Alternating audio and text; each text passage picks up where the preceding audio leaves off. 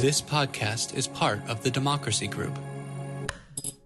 I recall when I was teaching one of my math classes, and a student came to me and was really struggling.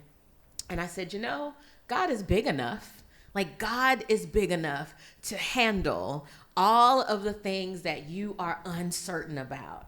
And what if we gave people permission to just paint the picture, and we don't have to give them the answer? We can help guide them towards an answer. But what if we just allowed people to put the paint on the canvas, and then let's talk about what emerges and why is that emerging for you, and talk about love, and talk about being together, and talk about all of the things through the different lenses that we can do it. I just don't think we're comfortable doing that. The Village Square, a nervy bunch of liberals and conservatives who believe that disagreement and dialogue make for a good conversation, a good country, and a good time. At the Village Square, we talk about politics, religion, and race. You know, the topics your mom taught you never to discuss in polite company. Listen, at the Village Square, we make pigs fly.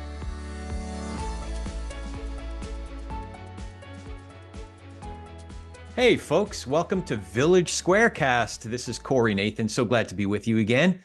Thank you for joining us for Lost and Found, a frank conversation about our struggling young adults with the God Squad.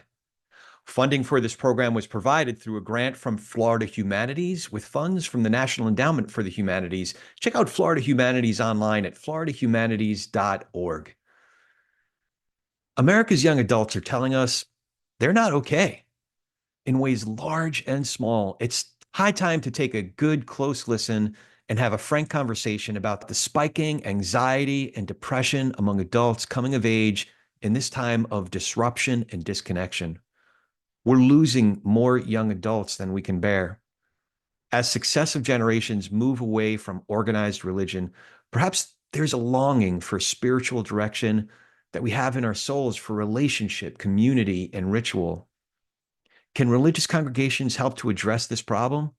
If so, how do they connect and make spaces more welcoming for young people in our community's third spaces that help grow community and purpose? Led by Father Tim Holeda, who pastors a large community of FSU students, God Squad is on it. With that, I'll turn it over to Father Tim, who's joined by Pastor Joseph Davis of Truth Gatherers Community Church, Pastor Latricia Scriven of St. Paul's United Methodist Church, Rabbi Paul Sidlowski of Temple Israel, and Pastor Josh Hall of First Baptist Church. Enjoy this engaging conversation, and I'll see you on the other side. What we're exploring today is sort of what are the causes of this, and what can be done about it, and what we've maybe experienced as faith leaders, and what are some potential solutions, or what can we offer, and just sort of to kind of meditate and think about that. And I say it's not limited to young adults because I think we're seeing more and more people outside of that range. I like to consider myself a young adult, but I don't think I am anymore. I keep So we're going to be starting with that. So again, I'm Father Tim, and we'll just go down the line here and introduce ourselves. I'm Josh Hall with First Baptist Church. I'm Paul Sidlowski, Rabbi at Temple Israel. Latricia Scriven, St. Paul's United Methodist Church, where we worship, grow, serve, share, and give with joy. Joseph Davis, Truth Gatherers Dream Center Church. All right. So, yeah, thank you. Pastor Joe got an applause. Good job. It's a good intro. So With joy. So as I said, we're seeing this more and more and more. Is this something that we're seeing just in the news media, statistics, things that are being reported, or is this something that we're actually seeing with our own eyes as pastors? Have you seen any evidence of that? Have you seen these sort of things manifesting in your own ministry and in your own communities? Well, since there was silence, I'd say yes, but even still there, I think there's still some guardedness, some facade that people, especially when you show up for church, you want to look like you have it all together. The caricature, not that I've ever experienced it, of, the family in the van rolling up to church, dad's yelling at the kids, and it's like, all right, get it together. Put a smile on. We're going to church. You know what I mean? Then you get out of the van and everybody's smiling and happy, because you're putting on that facade. You want to look like you have it all together. And so I think there's still that guardedness, but even within that, you'll see people who will let you in and let you know what those struggles are. And I think they're real. Yeah, I think as clergy, I'll speak for myself, but maybe we share this view. There's two general categories of people: those who just feel like clergy are available for just letting loose and saying whatever you feel like, and you can share. And others who are, like you say, are very guarded and will never.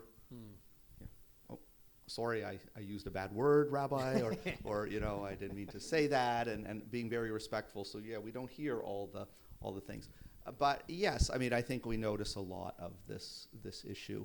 I'm thinking specifically of some younger members of our congregation, not kids, but maybe like young adults in their 20s, early 30s, and they're sitting around after service having a talk, and they're very casually talking about therapy. Like they're all just very casually sharing their stories of therapy, and it's just very common. Everyone seems to have need for support and help, and I think our role is to try and have our places be a place that they can find that without dictating how they should live their lives, but saying we can offer guidance and we can be there for you. So I think it is there, but it's all ages, not just young people. Yes to all that they just said. Yes.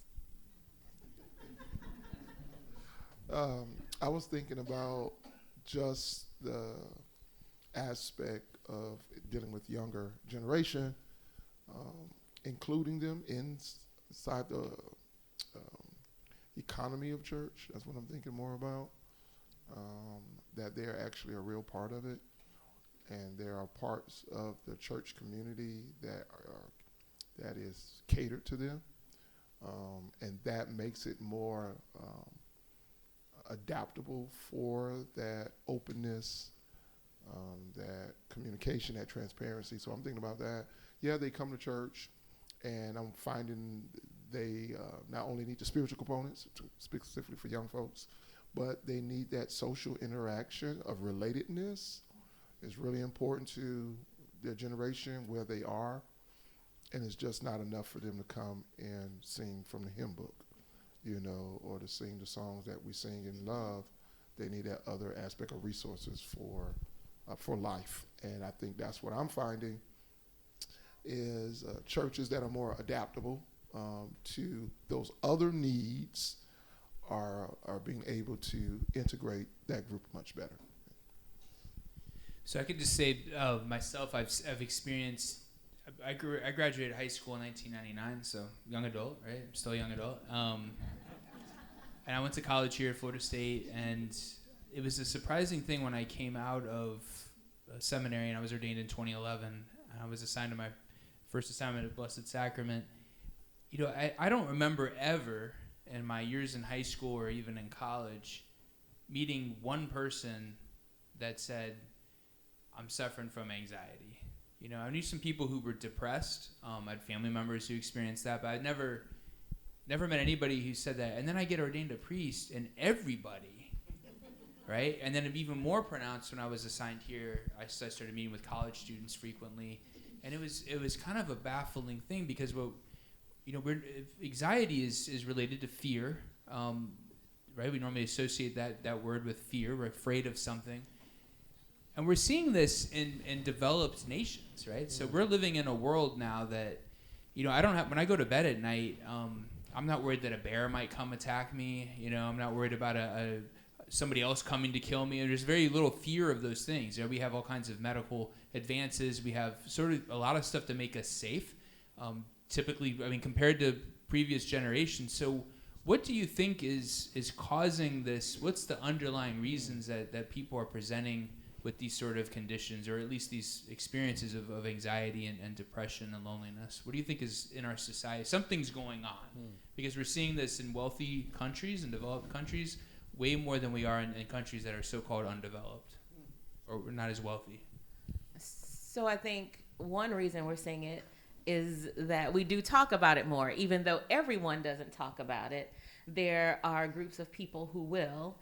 And as social media, right, and other things have been taking over, I believe that people have more contact with individuals, but don't have as many formed and close-knit relationships.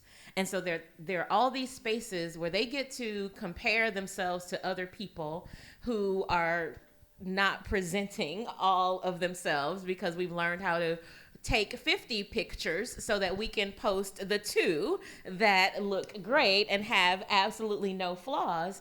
And so then there's this comparison of, am I worthy? Am I enough? Look at all the things they're doing, and I'm comparing myself while not having a community of safety that allows me to really express those concerns and those emotions in very deep places with friends that are not just friends in this sphere that I never spend time with, but actual friends that we do life together. And so all of it gets bottled up and stays in or begins to emerge in unhealthy ways. I think what was said, I certainly agree with that. And what was said before reminds me of going way back to my college days, and I think it was Maslow's hierarchy of needs. Yeah, so we all, yeah, get that right on the test. But it was, the basic idea is once your basic needs are met, there are other needs that we have. So one answer to the question is, our basic needs are met. So we have the luxury, if you want to call it that, of being able to worry about things that wouldn't have occurred to maybe some of our ancestors or people in other parts of the world today, or even parts of this country. And so that's one. But another is, yes, I think there's a lot of pressure put on, and I think especially for all of us, but I think especially young people, they are, to me, I've worked with children for all of my career, and even though there's similarities in children now and a long time ago, and even when I was growing up, there are differences, and I think a big part of that is the exposure to so much now. So they're much more sophisticated on one level. They have so much more coming at them, and they know so much more than I know I did growing up at that age. But on the other hand, they might be more, and we were all confused. We all have to remember that when we grew up, it was a confusing time trying to make our way in the world and listen to what we were taught, but also know that that's not exactly what we want. But there's a lot more coming at them and a lot more pressure because of that. So I think that is causing a lot of problems. And I think there's not the traditional community that there used to be. Religion is in decline in terms of affiliation. Family unit is in decline. It used to be people would live multi-generations and they'd all live in the same area. And you'd always have the support of, if not a parent, then a grandparent or even a great-grandparent or an aunt or an uncle or a cousin, and your cousins were your friends growing up, things like that. Now, maybe it happens, but there's not nearly that much. And a lot of people rely more on their social network than their actual face-to-face friends. So again, I think that's one thing that we can do in our congregations is to help provide a community where they feel safe and comfortable and meet other people. Because I'm the first to say as clergy that people don't come mainly for religious reasons to the congregation. They come for social connection. And hopefully they come for some religion and some spirituality and education, but they come largely to have connection with other people that they can feel they're part of a community, feel listened to, and hopefully learn from others. To add what was also Rabbi was saying, I was also thinking about what are some of the challenges I'm thinking about. There's a reality that the definition of success and what a successful life is has drastically changed. There are people who never leave their house and are multimillionaires. They never get dressed every day, never put on a shirt and a tie, to do any of those traditional work type ethics and mindset that some of us grew up on. Those values have changed. People can get behind a camera and a screen and travel the world and live out every bucket list in a short amount of time. So the definition of potentially what success looks like, or a successful life, peaceful life, has drastically changed. Social media has, by and large, done some of that as well. And I think with that comes a blurred sense of what it may take to make the individual happy. And so you get individuals who don't even see college as anything on the list. You know, college, it's a joke for them. College, I spent my time in college and so the definition of success has changed. I deal with it all the time between my wife and my daughter. My daughter lives to travel. Her job is part of the income to provide for her to go somewhere as soon as possible. So when my wife wakes up and my daughter is not dressed for work, and she said, "You're not going to work today?" It's like, I've taken off. You always taking off. That's why I work. I work to gain leave, PTO, and have the ability to request and take off. And so my daughter doesn't have a high value in building up leave to look at it. And say, wow, look at that. I'm so proud of myself. That is no longer a high enough value. Of course, she needs some to take care of dentist appointments, doctors, but her values are totally different. And to have a conversation with her, my wife and her, I'm just onlooker. And to watch this conversation where my wife is trying to instill a value that my daughter understands, but doesn't have the same weight about it. And to hear that constant change, and I'm just tickled. My wife like, you need to talk to her. And I'm like, I'm not. All right, so I think, again, there's a different definition of success that has changed it. It also potentially, again, may send people on journeys where it seems like they're wasting time because they also feel like they have time. That's the other thing. So they may say, I don't have to go to college now. I'm going to try something else. And if that doesn't work, I'm going to go to college.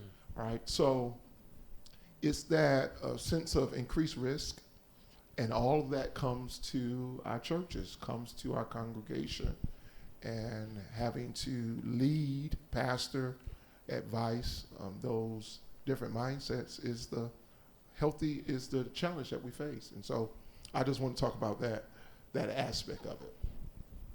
So it seems that on one hand, these problems, although we might be talking about them now, I mean, I just, again, anecdotally, at least in my own life, I've actually seen this, right? I've seen an increase in this. I've seen an increase in people who are having to take drugs just to cope with existing. And I just don't think that was the reality. It definitely wasn't when I was growing up. And again, I'm not that old. So we see, like, we ask somebody the question, how are you doing? This is a theme, by the way. I'm not that old. It's the theme of the day. I'm not that old.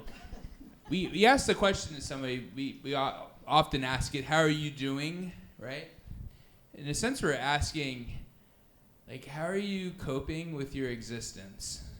How are you dealing with being alive, right? The burdens, what that means. How are you handling that, right? We don't mean like, hey, did you get enough to eat? Did you have shelter? There's something deeper that we're kind of probing into. And I think that the rise of these problems that we're seeing is sort of a warning indicator light, if you will, for our society and where it's going, right? There's a warning light that's going off. There's something is off. And people who have abundant distractions, we have all the wealth, we have all the safety, all of these things that we possess, yet there's still something that seems to be missing, and there's this warning light going off. And up to now, it seems that our response as a society has been to diagnose and prescribe, or for some people it's drugs. And I don't mean legal drugs, I mean illegal drugs or alcohol and distraction. That's not solving the problem. It's like unplugging the light, the warning indication system, right? So we need to address, like, what is the fundamental thing? And in the ancient world of the Greeks, studying of philosophy was exactly this. It was to look, when we have our needs met and so on, what is the good life? What is happiness and so on? So what do we offer in our faith traditions to people who, I think, because we examine our society right now, could we identify what our nation is proposing, what our society is proposing for a good life these days? A purpose for living? I talk to college students all the time. They don't know what to do with themselves. They really don't. What are you majoring in? They're like, well, business. Why? I can make some money. For what? You know what I mean? Like, what are you doing? They don't know. And it's not their fault, right? What are we proposing? So it's kind of two questions. What are we proposing as a society for a reason to live? And what does your faith tradition offer?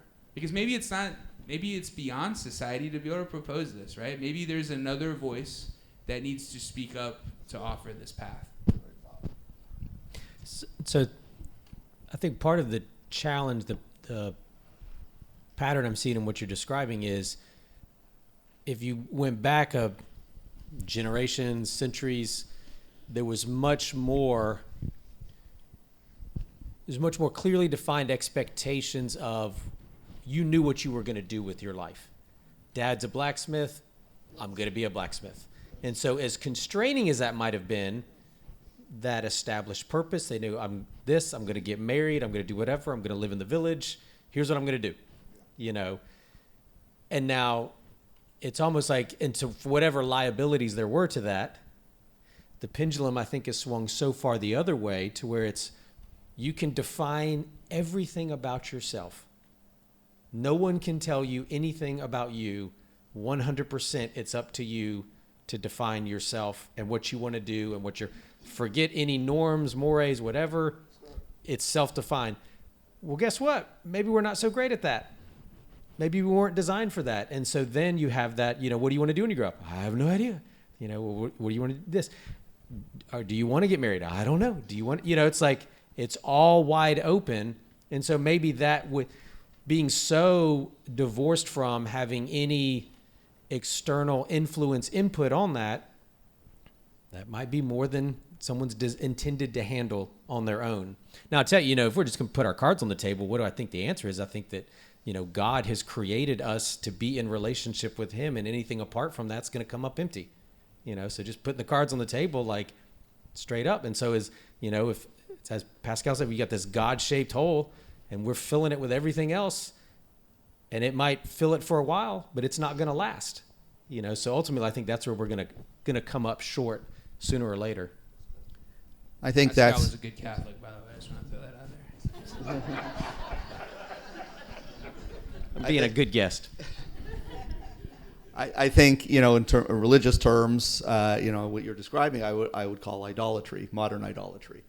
So when I teach about idolatry, it's like, well, how is that relevant to us today? We're not worshiping statues of gold or wood or things like that. But what are our idols today?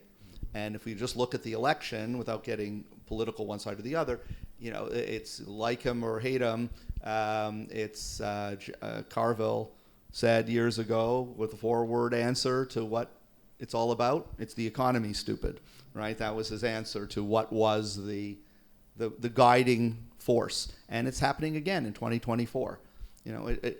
Forget about the borders, forget about abortion, forget about democracy, forget about all these different things that people have as concerns. The bottom line is my pocketbook, and are my needs being met? Now, that is a basic need that we all have, and it's understandable. However, I think that's indicative of our society, and in addition to being a reality, it's also indicative of saying we put too much value on that idol, on that. And when you say, the college students say, I'm going to business school to make money, and I have no purpose in life other than to make money, and then it comes up empty because that doesn't fulfill our needs. I think that's one of the problems. So I think what we're trying to teach, and we ask, what's the good life? I mean, certainly a biblical tradition will say it very clearly. Follow God's laws and you will be blessed. Don't follow God's laws, you will be cursed. The problem is, with following that, literally, you come to realize very early on that life doesn't necessarily work that way. Yes, it does to a large degree, but things happen. Good people suffer. Bad people, however we define that, seem to be happy and thriving. and successful and achieve great positions of power, and we question that guiding principle. So we have to get back to, well, what does it mean by that? Does it mean that if you do this, this, and this, it's a magic formula and everything's going to go well?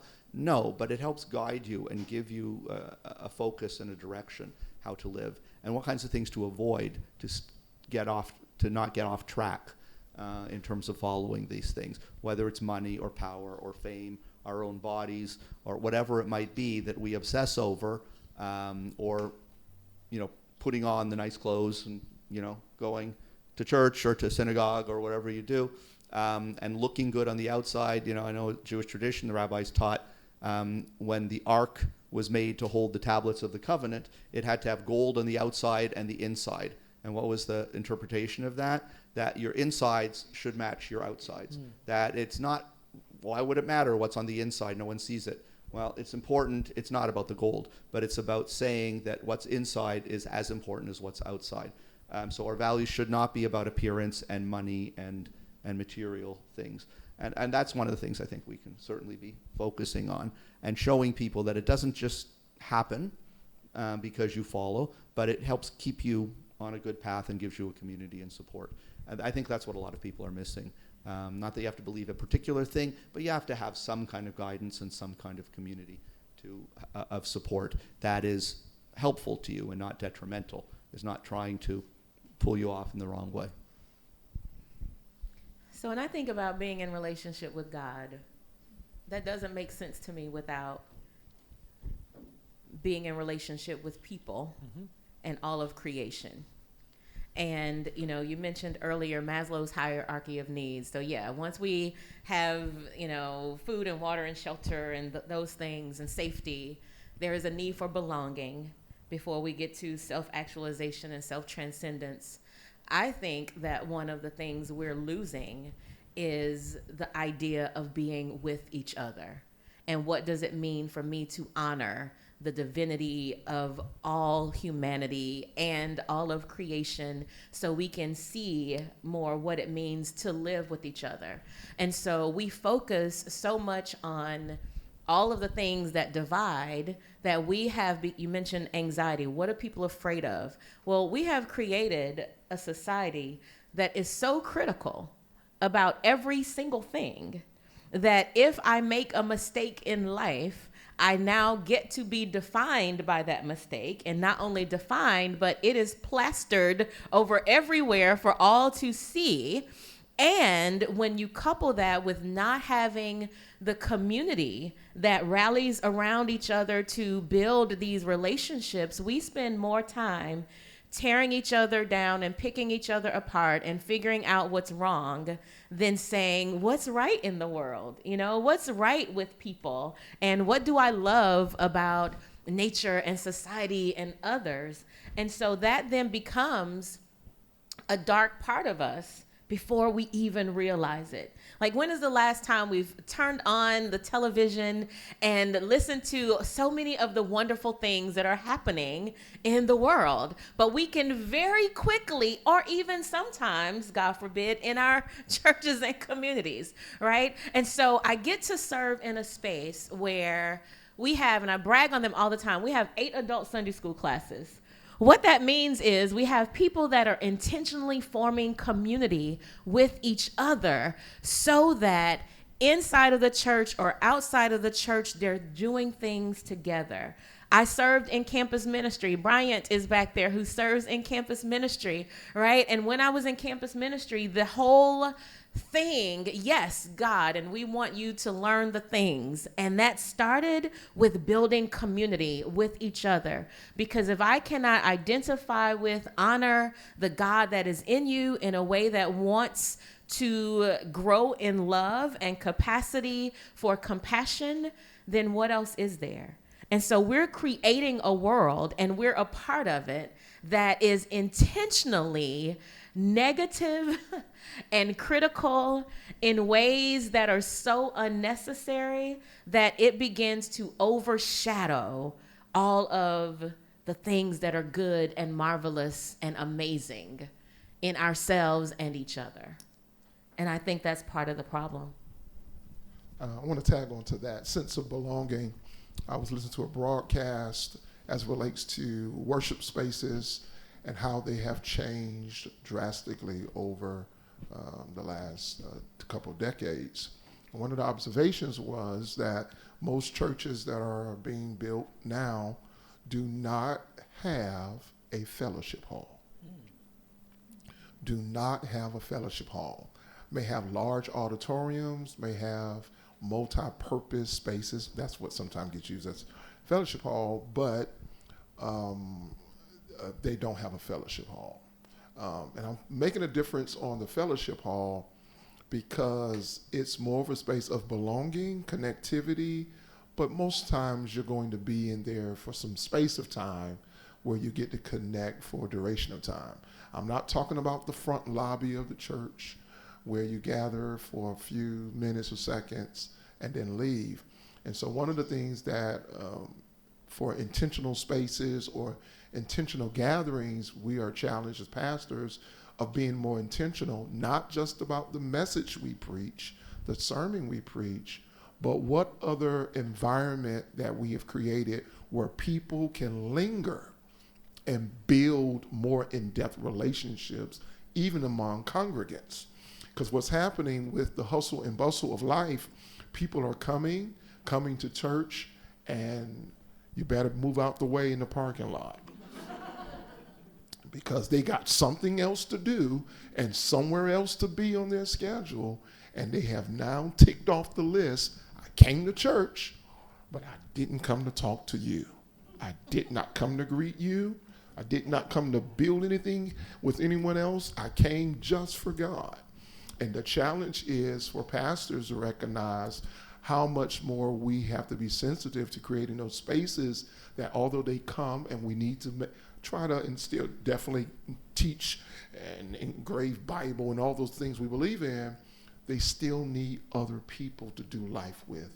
And how do we become intentional in our stewardship, our shepherding as leaders to help people find that space? And I was really intrigued by that, so that people can also help themselves. So creating that space in hopes that people are attracted to that environment of belonging, so now they can help themselves. And when they stay in that environment, what happens is they build a relationship. They find networks, they get resources, and now we're functioning more as a community, and people are bonding with each other. And so those are the things I'm really thinking about as how do we find those answers? How do we help with the challenges of today? We be intentional of making sure that we're creating spaces where people can also find needs among each other. So I'd like to answer my own question a little bit. I think that some of the problems in our world that we're seeing is, and I agree with a lot of what was said here. Talk about idols. What's amazing is, again, this sort of kind of philosophical idea of progress that was kind of birthed in the Enlightenment and has continued. And I don't mean like political progressives. I'm not talking about that. But I mean like this idea of progress, that kind of evolution is sort of tied into this idea that we're moving towards this progress. And then we see this amazing time where we really do, whether we like it or not, we can, if you watch the news, you're going to be convinced that the world's, depending on which, well, actually both candidates will say it probably, right? That the world's just going to hell, country's falling apart and so on. But in reality, it's kind of a joke. If we compare things to ages past, most measurements, at least materially, we're doing quite well, right? There's definitely been some progress in our society, obviously with things like equal rights and race and so on.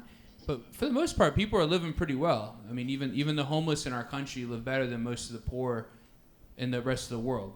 So how is it that we've made so much progress and yet we find again that life is not worth living? That many people find that. And so for me, there's something that speaks to, and I think the rabbi mentioned this, the idea of idols, of placing things in front of God. Like there's something in the human being that is beyond the material, that is not satisfied merely with material things, but has a yearning or a desire or a restlessness for something that's infinite. So another great Catholic, St. Augustine, as you may know, he said this, right, in his Confessions, that my heart is restless until it rests in you, right? That our hearts are restless until they rest in the infinite and rest in God.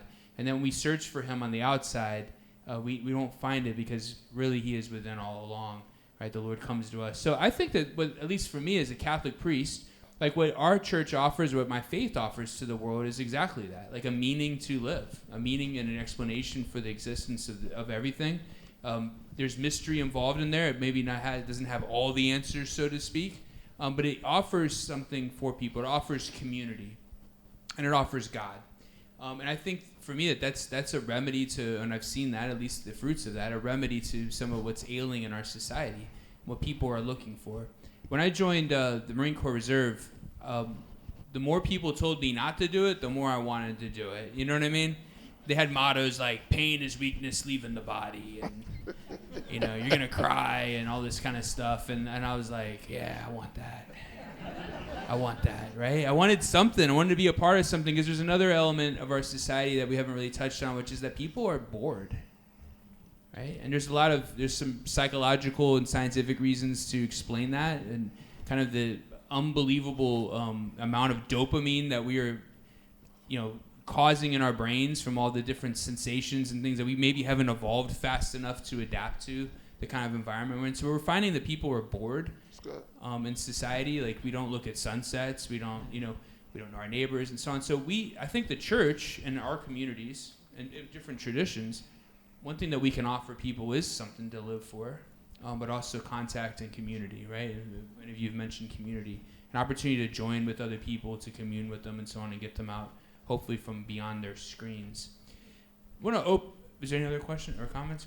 I had another comment. I wanted to also say, even I think with the challenges we face, I feel as clergy sometimes that I not only need to present God as a picture that's already painted.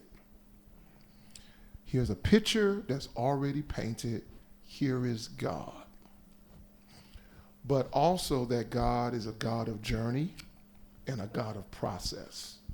So here is a canvas, a frame, a frame. We're going to need a frame now. A canvas, a frame, and some paint. And it's okay to walk with God. And I think that's also important when people are discovering life, figuring out purpose, going through pain. It's not that God is just a picture that's finished. He's also a canvas with a frame and some paint. And I will add, and we may paint her differently.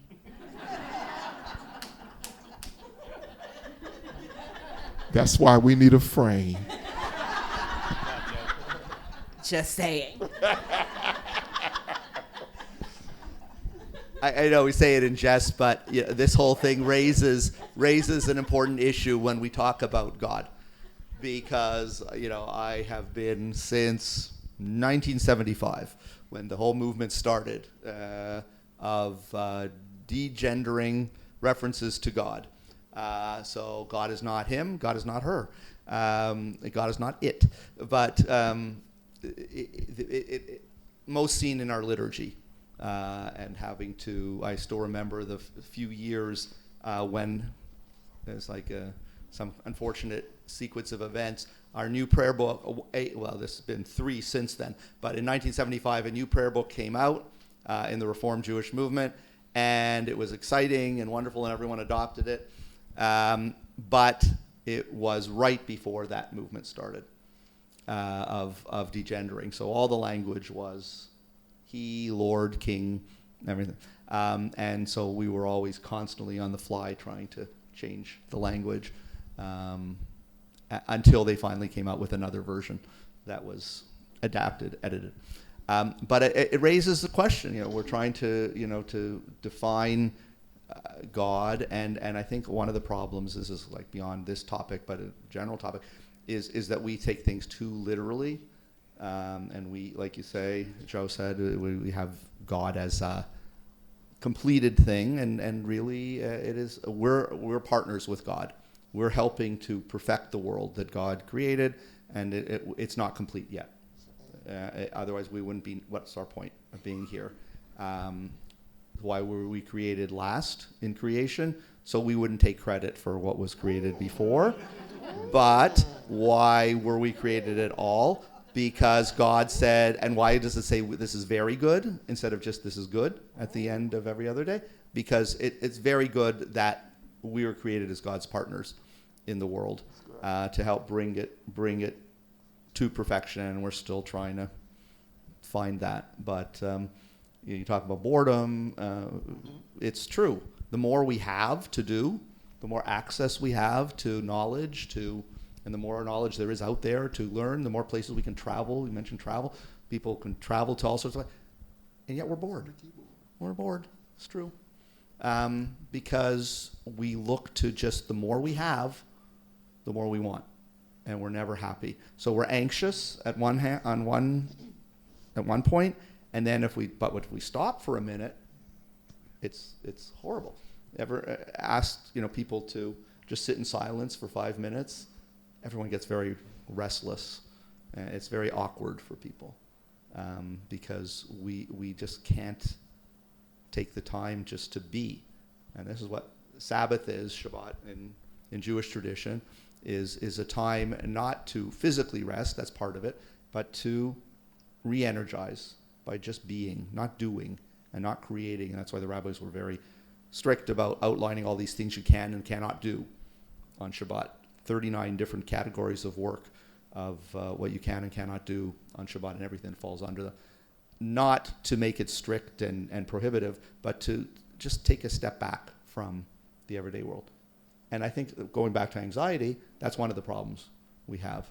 And that's maybe one of the things we can offer is a space for, as you said, the fellowship hall, we call it social hall, a space for it, and also a time for it, to take time off. This all came out of Jewish tradition. The Israelites were slaves in Egypt, and they never had a break. There was no such thing as a day off or an hour off. And all of a sudden, they were free. What are they going to do? It was confusing. But they weren't free from, they were free to. And the question for us is, what are we free to do now that we have freedom in our society? We have our material needs met for the most part. We are living in safety for the most part. So what are we free to do, not free from? And I think people are having trouble filling that, getting over that gap. And that's what we should be helping with, but not just churches and synagogues, mosques, but all sorts of institutions, schools and others need to be value-based. Yeah. That's good. I'm trying to cut you off. I was amening. I wasn't cutting. Preach. No, we all know that's when I finish, because it's like you're agreeing. I'm like, I'm done. I have nothing else to say. It was like you're on a roll. Don't push my luck. We're a little beyond our normal time for opening it up, but we can open up. Yeah. So if anyone has any questions or thoughts, hopefully questions mainly. I just wanted to share, I have a daughter, 25, who's struggled a lot with anxiety and depression, and she just in the last couple of months has gotten very involved in the United Methodist Church in Atlanta. And I thought I would share a few things that attracted her to this church. One was that it was very LGBTQ friendly, had a huge pride flag out the entire Pride Month. They give out water at the Pride Parade. They have a Pride float. They have a young adult group. They have a staff member assigned to that group that's very young. They meet once a month for theology on tap.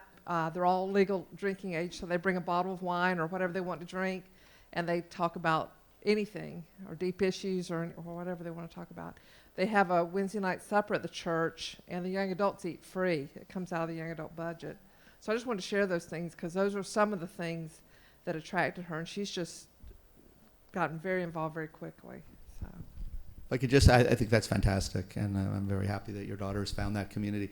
If I'm wrong, tell me, but it sounds to me like the bottom line of all that is they're meeting her and her peers where they are, right? Not putting on them what they should be, but saying, we welcome you, come, and maybe then they'll also learn and grow in that. It's not like it's not a free for all and do whatever you want, but it's also, we accept you, we're welcoming, and let's grow together, and hopefully they'll come to connect and learn from each other and grow. That's a fantastic thing. And I'm not sure where they meet. Brian, I don't know if you know either, but there's a United Methodist group that started a Theology on Tap here in Tallahassee as well. So if anybody's interested, we can find that out for you. Where they literally just talk about theology and life and all the things. Any questions?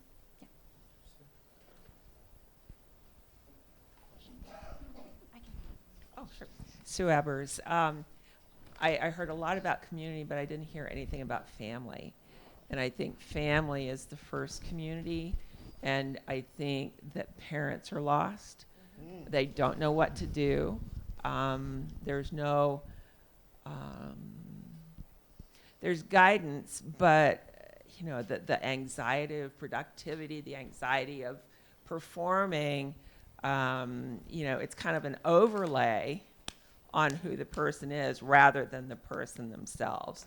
And so you have parents who are running to make money, and and there's the expectation their kids have to make money, and you got to raise them well. So, but there's no humanity in it. I don't hear the humanness, and I think that's there's social media, there's a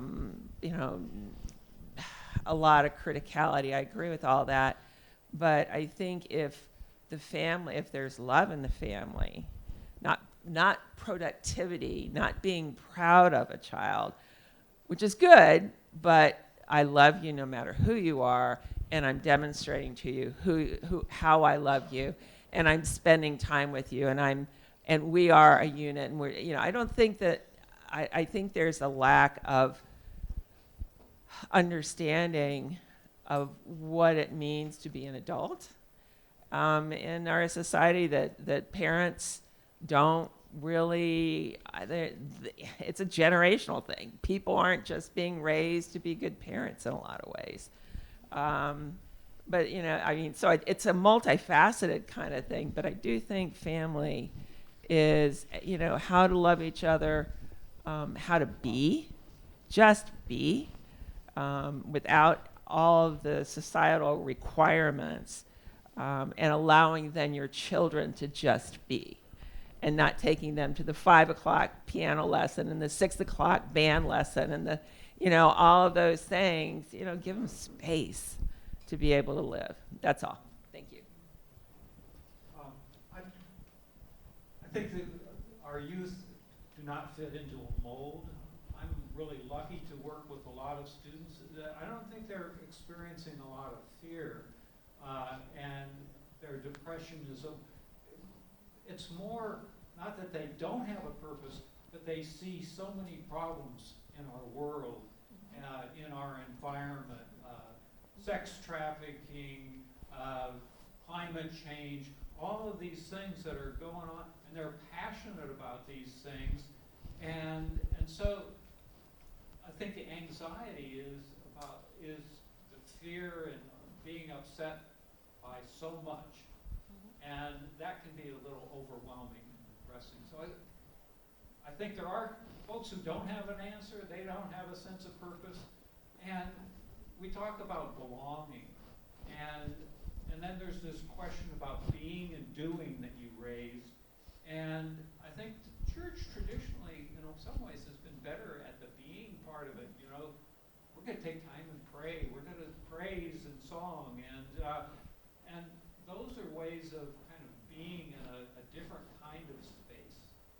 But the actual doing, and maybe it's a little bit what you were saying, that it used to be we did what we were told to do and what society expected us to do, and now we've got all this freedom.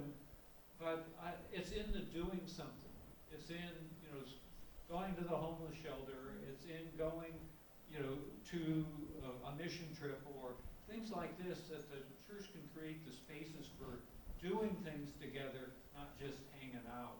And I guess my question is, how do you get people to deal with this anxiety and get focused focused on something that they can do together, and the church can be a place to make that happen. So yeah, and I think it's important that we don't, overly generalize, right? There's exceptions to all. I can just speak to my own experience that I haven't met anybody who's, I haven't met, I'm not saying these people don't exist, you experienced it, but it's my sense, I have not met anybody who's just overly anxious and suffering and depressed because of climate change, or, Trump or whatever, like that's just not, there's something deeper typically going on. And I think if, there are definitely problems we can get concerned about. And if we watch the news and our social media makes these problems right in front of us, which may have been like more distant or seemingly far away than they are now, because it's just the way the media works. So you get the impression when you hear about something really bad that happened in one city 1,000 miles away, you get the impression that that's happening here when it may not be, right? It can be kind of blown up. I think that can create a lot of anxiety and fear. So that could be a contributing thing. But I think of the time, like, imagine growing up in World War II, when you had like literal war, millions being slaughtered. You had an empire in Europe trying to conquer the world. You had an empire in Japan trying to conquer the world. And when they conquered, it was brutal, right? I mean, you were murdered, you were rounded up. Just the grotesque things that took place, and what the Japanese did in many countries that they took over. I imagine living in that period, you would think that if we went back and read literature and history and the soldiers' accounts and so on, you just find people just riddled with anxiety constantly, but you just don't seem to see that. And I think that's very interesting, because if I imagine living back in that time, I would have been like hiding under my bed, right? Probably not. Well, but you get what I'm saying. So I personally just don't think it's just that explainable, like, oh, the economy's bad, and that's why everyone's, our economy's, like, compared to 50 years ago, so we're doing pretty well. I see homeless people with smartphones. I mean, it's unbelievable. It's unbelievable. I mean, you know what I mean? So what does the church offer for that? I think, for one, a meaning for life, a reason for living, and people to commune with, right? And whether it's found in with this young, your daughter, what she found there, a community of people. We have different communities here. I mean, there's all kinds of options here, but I think that's what the church can provide is kind of a narrative for living, right? We need a reason for living, and I think outside of the church, it's hard to find. And I don't mean just the Catholic Church, but we need something. We're a people we have a soul. We need something beyond just the material. There is not going to be a utopia in this age. I just don't believe it. Yeah, I was thinking along the same lines, and here I'll give away. I was born 1961 in Canada, and it wasn't in the United States. But, you think about childhood in the 60s, Vietnam War, murder of president, and yes, the Cold War, very much. I mean, even I was way too young. But what I'm going to get at is that and being in Canada was only part of it. We were very exposed to, in Canada, growing up, to what was happening in the United States. I was allowed to be a child, and it wasn't just my family. It was the way it was. I wasn't growing up anxious about the world around. And it seems now that there's a lot more, as I said earlier, exposure among children to these things. And that when I said they're more sophisticated now, it means they're much more exposed to worldly things that we had no idea about. Some appropriate, some very inappropriate, but it does cause anxiety, it does cause worry, and couple that with the fact that families, as was said, are not maybe as tight as they used to be, and couple that with economic priorities more and more as the sign of what makes success. I think we all hopefully we'd all agree that the measure of a happy child is not necessarily how much material stuff they have, as long as they have what hopefully they need to eat, and medication and clothes and food. But it doesn't matter if they have the latest iPhone or the this or that. It's, do they have love and caring in their family? Do they have the support that you're talking about? And it's still there, of course, but it's not as commonplace as it was. People are stretched. They're more, double income households and things like that out of necessity. And parents may not be around all the time. And kids learn to be independent, but they also have to rely on themselves more and maybe pick up information rather than coming home and talking about it with a parent.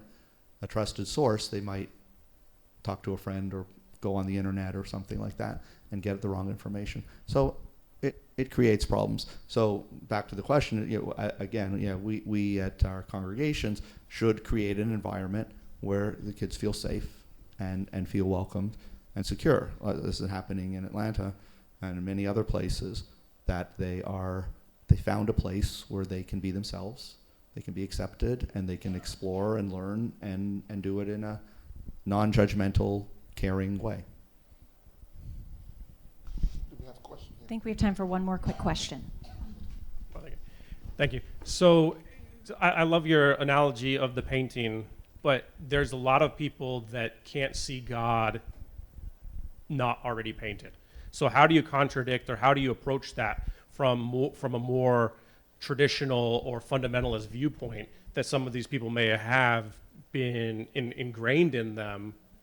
How do you crack that nut open and get them to see God as, a partner that you're on this journey with, rather than it's my way or the highway, to hell with you if you don't follow our guidelines. I'll just say, I was the one who said that thing about being partners, and I agree with it. But God, there's a big part of me that does see God as a completed thing, despite what I just said. God is complete, but we as human beings, as God's partners, are helping to complete the world that we live in, not to change God. But I think to answer your question is, it's not God changing, it's our perceptions of God that are developing and changing. So the incomplete picture is to me not creating God in our image rather than God creating us in God's image. It's God is already there, but we are discovering God. So, maybe there's a canvas that has a frame and it's just not all uncovered yet. That might be another way of looking at it. That we are uncovering it bit by bit.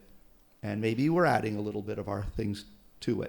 It doesn't change God, but it changes our existence in partnership with God, if that makes sense.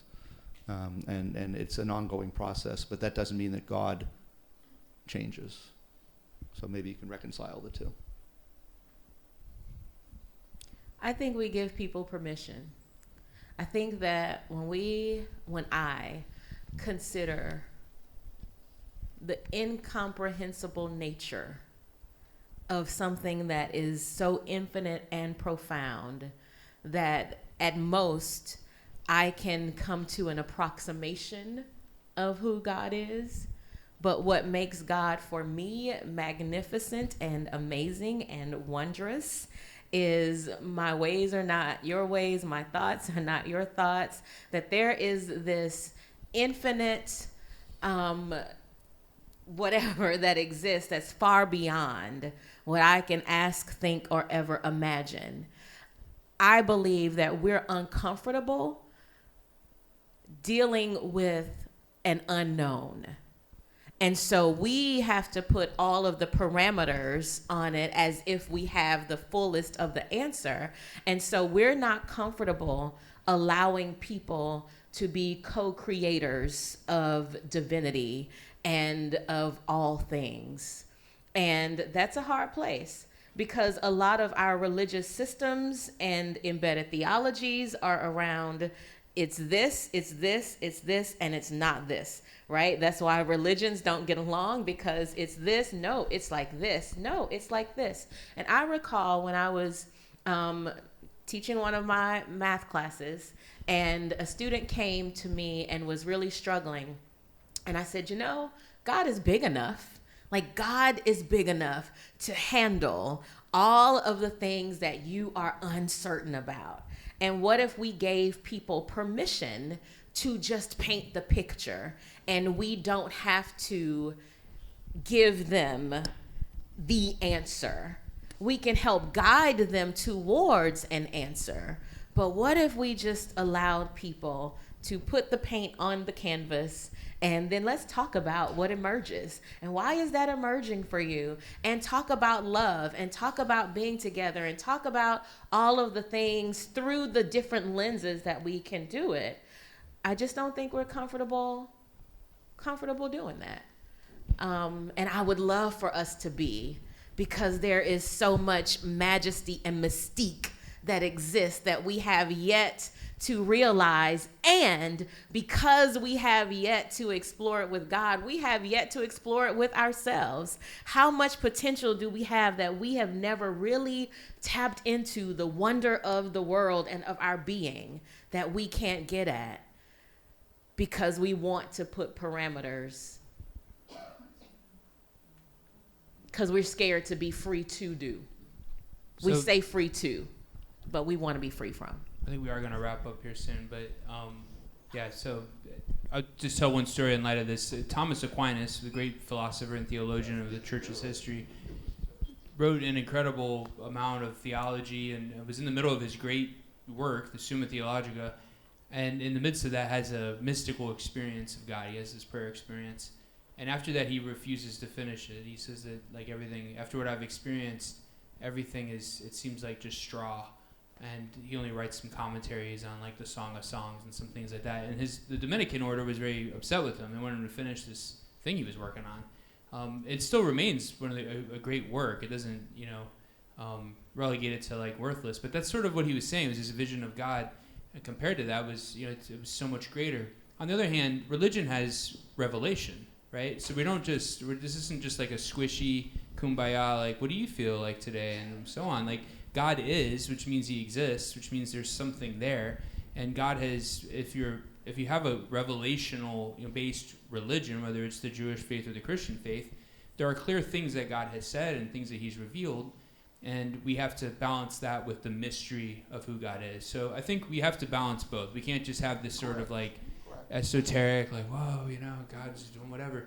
And that's true. But there's also clear things too, right? God reveals himself, whether it's Moses on Sinai or Horeb or in Jesus Christ. There is a revelation too that we have to contend with and wrestle with and interpret and understand and apply in our lives.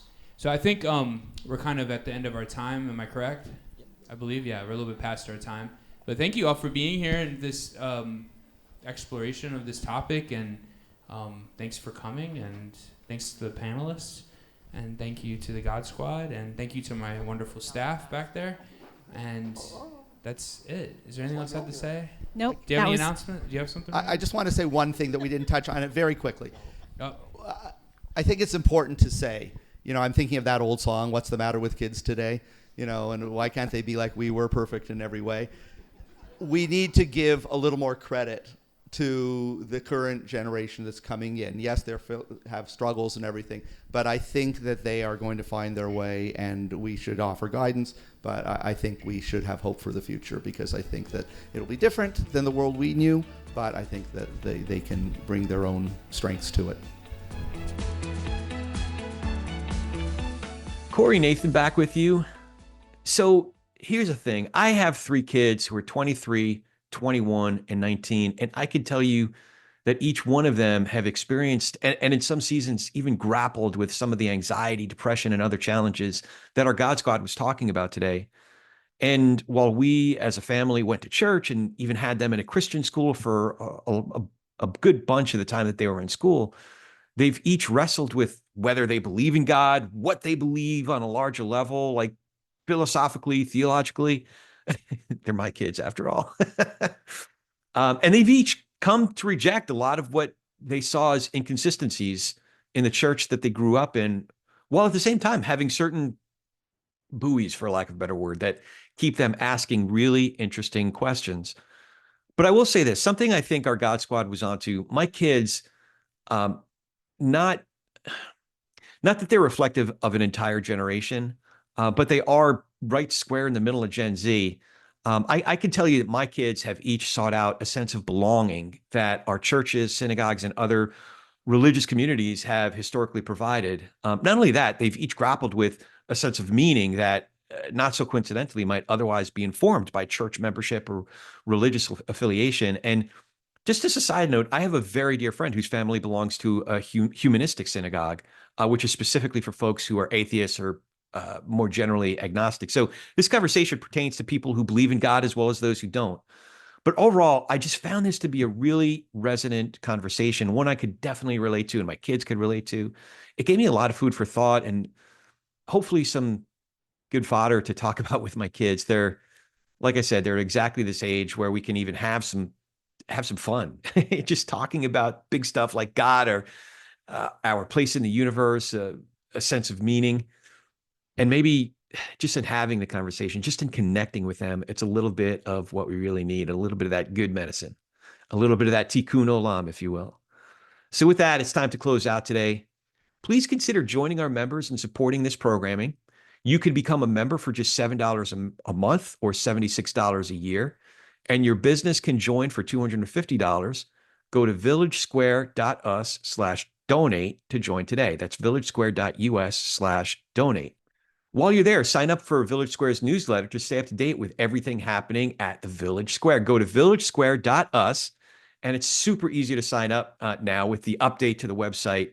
You get when you go to villagesquare.us, the little cool flying pig, there's a sign up form that pops up when you go to villagesquare.us. So you can sign up for the newsletters right there. Funding for this podcast was provided through a grant from Florida Humanities with funds from the National Endowment for the Humanities. Any views, findings, conclusions, or recommendations expressed in this program do not necessarily represent those of Florida Humanities or National Endowment for the Humanities. We appreciate you listening to Lost and Found, a frank conversation about our struggling young adults with the God Squad. Until next time, we challenge you to reach out with an open heart and mind to someone who doesn't think or look like you. It changes everything. We'll talk to you soon, and thanks so much for listening to Village Squarecast.